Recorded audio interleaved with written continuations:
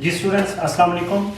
My name is Mudassir Nawaz. आज मैं आप लोगों के साथ जो टॉपिक डिस्कस कर रहा हूँ वो चैप्टर 10 किंगडम एनिमेलिया से है। आज हम डिस्कस करेंगे फाइलम जो है वो मोलस्का और इकाइनोडर्मेटा के बारे में। इससे पिछले लेक्चर में हमने फाइलम नीमाटोडा, फाइलम एनालिडा और फाइलम आर्थ्रोपोडा का कंपैरिजन किया था, ठीक है जी। तो और हमने फाइलम आर्थ्रोपोडा की इकोनॉमिक इंपॉर्टेंस को भी डिस्कस किया, ठीक है जी।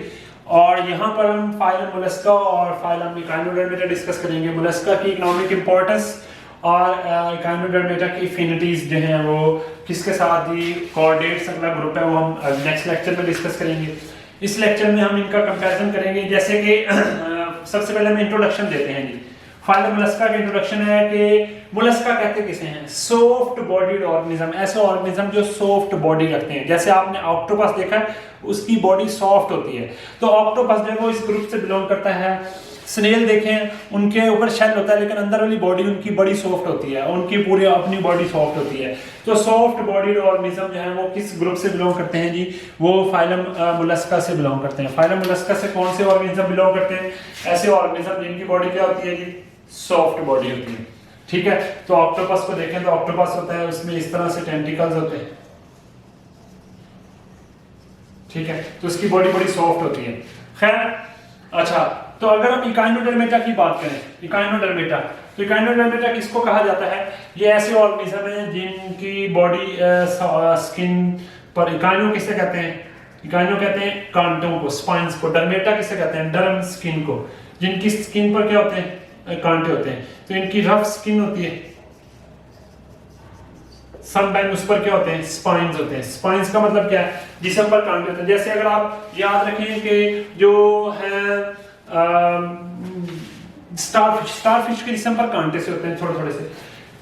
यहीं पर मोलस्का का बताया, ये सेकंड लार्जेस्ट ग्रुप है, दूसरा बड़ा ग्रुप है। कितनी स्पीशीज है? तकरीबन इसमें 50,000 स्पीशीज है। अच्छा, अब जो मोलस्का में 50,000 है, तो आर्थ्रोपोडा सबसे बड़ा ग्रुप था, उसमें कितनी स्पीशीज हैं? आर्थ्रोपोडा के अंदर तकरीबन मोर देन 50,000 स्पीशीज है। उनमें मोर देन 50,000, 50,000 से ज्यादा स्पीशीज है, ठीक है। और अगर आपको सिर्फ इतना देखना हो तो सबसे ज्यादा तो पाए ही आर्थ्रोपोड जाते हैं। एनिमल जितने भी हैं उनमें से ठीक है, तो 70% सिर्फ कौन होते हैं जी? आर्थ्रोपोड्स पाए जाते हैं, ठीक है। तो यहाँ पर जो है वो हम डिस्कस कर रहे हैं मोलस्का और इकाइनोडर्मेटा को। तो इनकी 50,000 स्पीशीज हैं और आर्थ्रोपोडा की 50,000 से भी कहीं ज्यादा स्पीशीज हैं। और जो इकाइनोडर्मेटा है, इनकी कितनी स्पीशीज हैं जी? इनकी यहाँ पर बताएंगे तकरीबन 5,000 स्पीशीज, तकरीबन 5,000 स्पीशीज है जी। किसकी? इकाइनोडर्मेटा की। और हैबिटेट, ये एक्वाटिक होते हैं। एक्वाटिक में मैरीन भी होते हैं, फ्रेश वाटर भी होते हैं, मोस्टली एक्वाटिक होते हैं। मोस्टली हम क्या कहते हैं? एक्वाटिक होते हैं। तो मोस्टली एक्वाटिक होते हैं, ठीक है। कुछ होते हैं टेरेस्ट्रियल होते हैं। कौन? मोलस्का, मसलन लैंड स्नेल है तो वो टेरेस्ट्रियल है। तो कुछ होते हैं जो क्या होते हैं? टेरेस्ट्रियल होते हैं। जबकि इकाइनोडर्मेटा की बात करें तो ये मेनली कहां पाए जाते हैं? मैरीन एनवायरनमेंट के अंदर। तो इन्हें कहा जाता है एक्सक्लूसिवली मैरीन। अच्छा, एक्सक्लूसिवली का क्या मतलब है? कि सिर्फ और सिर्फ किस एनवायरनमेंट में पाए जाते हैं? मैरीन एनवायरनमेंट में। तो मैरीन एनवायरनमेंट में पाए जाते हैं इकाइनोडर्मेटा, ठीक है। तो हम इससे कह सकते हैं कि जो है वो मोस्टली मैरीन एनवायरनमेंट में, कुछ फ्रेश वाटर में भी होते हैं और मैरीन एनवायरनमेंट में भी काफी डेप्थ में जाके मौजूद होते हैं। ऑर्गेनाइजेशन और सिमेट्री, तो ये ट्रिप्लोब्लास्टिक और हैं जी, ट्रिप्लोब्लास्टिक। और इनमें मोस्टली में सिमेट्री होती है, कुछ एसिमेट्रिकल हो जाते हैं, सारे नहीं। तो सम है एसिमेट्रिकल हो जाते हैं, सारे नहीं, कुछ एसिमेट्रिकल हो जाते हैं। वरना वैसे तो जो है वो सिमेट्री रखते हैं। अगर इकाइनोडर्मेटा की बात करें तो इकाइनोडर्मेटा भी ट्रिप्लोब्लास्टिक है।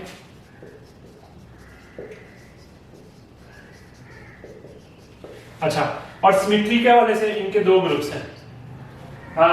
ये बायलेटरल भी रखते हैं और रेडियल सिमेट्री भी रखते हैं। जो बायलेटरल सिमेट्री है,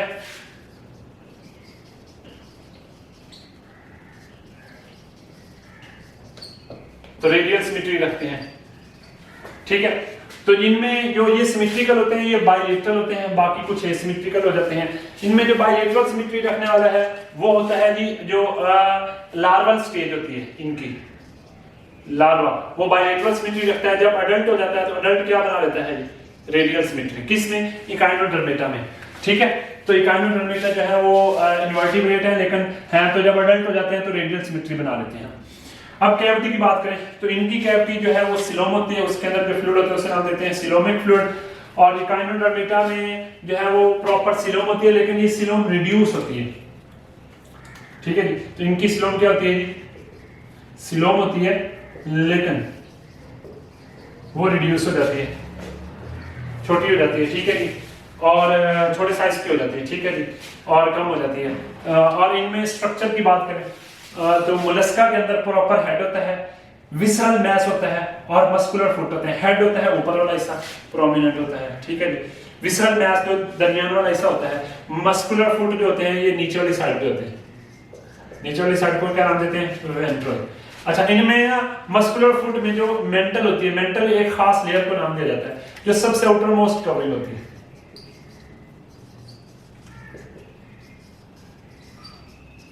आउटर मोस्ट कवरिंग होती है और एक शेल बनाती है। और पता है ये शेल किस चीज का बनता है, कैल्शियम कार्बोनेट का।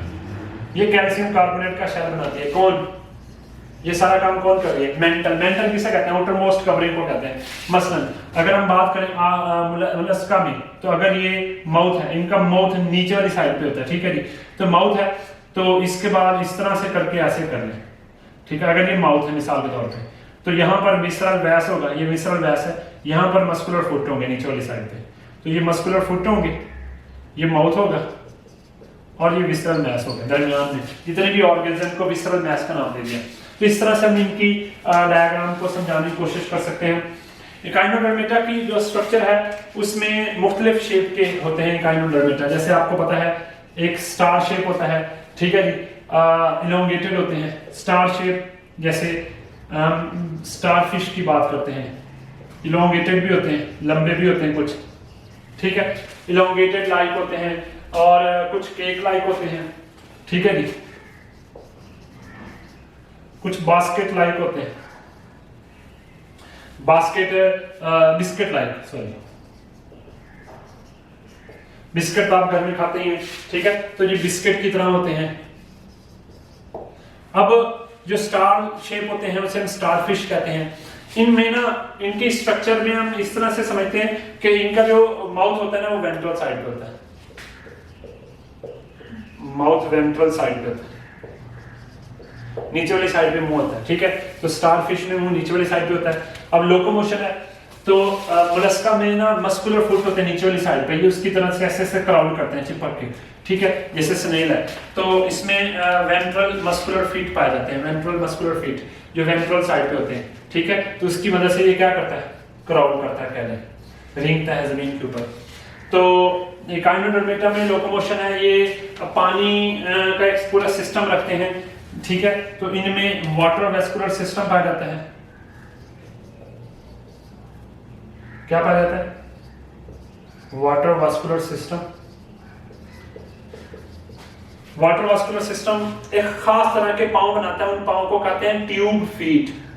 अच्छा, बुक में इसके ऊपर ज्यादा तफसील नहीं है, ठीक है। तो ट्यूब फीट जो है वो वेंट्रल साइड पे होते हैं, मैं समझाता हूँ। मसलन एक स्टार फिश है, ये स्टार फिश का एक बाजू ले लें, ये बाजू की नीचे वाली साइड है, तो आप इसको साइड व्यू कर रहे हैं, नीचे से नहीं, ऊपर से नहीं, साइड व्यू से देख रहे हैं, ठीक है। ये बाजू है, ठीक है। तो इसमें ना ऐसे करके ट्यूब्यूल्स होती हैं,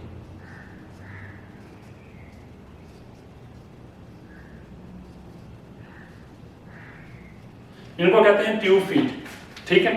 तो जब इनमें पानी आता है ना, मिसाल के तौर पे इनमें पानी आया, जब इनमें पानी आता है, ट्यूब फीट के अंदर पानी आता है, तो ये ट्यूब फीट बड़े हो जाते हैं, लंबे हो जाते हैं, मसलन बाहर को निकल आते हैं। तो इनका जो आखिरी सिरा होता है ये सक्शन कप बनाता है। सक्शन कप ये किसी सरफेस से जाके चिपका देता है इनको।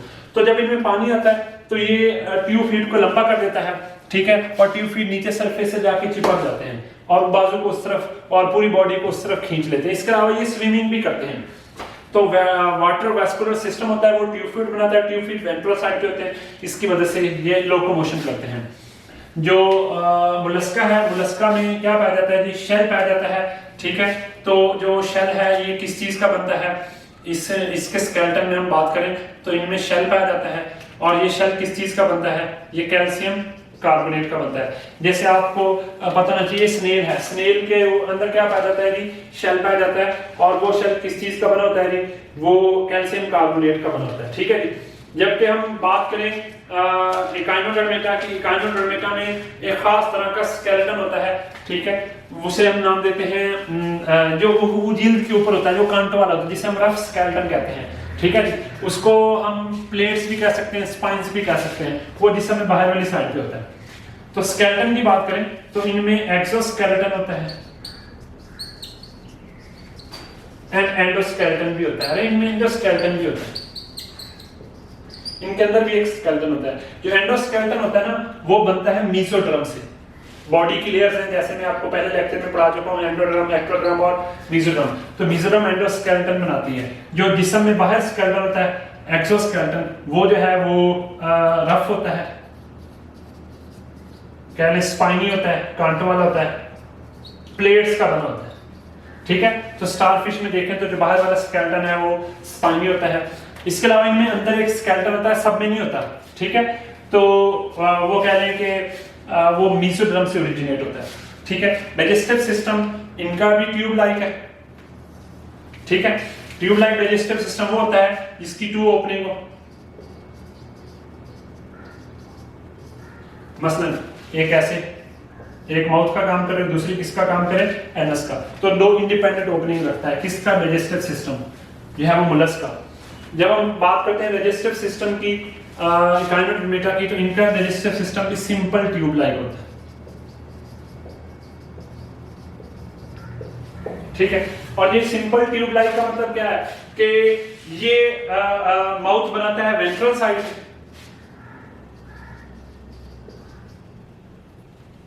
मैंने आपको पहले समझाया,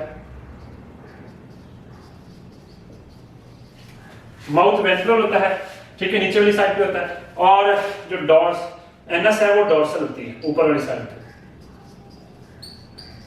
अच्छा, जो डॉर्सल एनस होती है वो जो है ओरल सरफेस बनाती है, और जो माउथ है वो ओरल सरफेस बनाता है, ओरल कहते हैं ओरल कैविटी को। अच्छा, इनका एक्सक्रीटरी सिस्टम जो है वो पेयर्ड नेफ्रिडिया बनाता है। नेफ्रिडिया एक्सक्रीटरी स्ट्रक्चर है, तो इनमें कितने नेफ्रिडिया होते हैं, नेफ्रॉन लाइक स्ट्रक्चर होते हैं, कितने नेफ्रिडिया होते हैं, पेयर्ड नेफ्रिडिया होते हैं।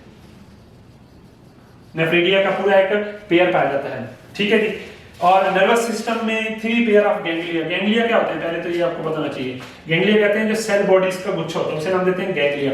इनमें 3 पेयर ऑफ गैंग्लिया होता है। मसलन मिसाल के तौर पे यहाँ माउथ है, कह लें इसकी बॉडी है ना, यहाँ हेड है, ये वेंट्रल साइड है, ठीक है, ये विसरल मैस। तो इस तरह से होता है।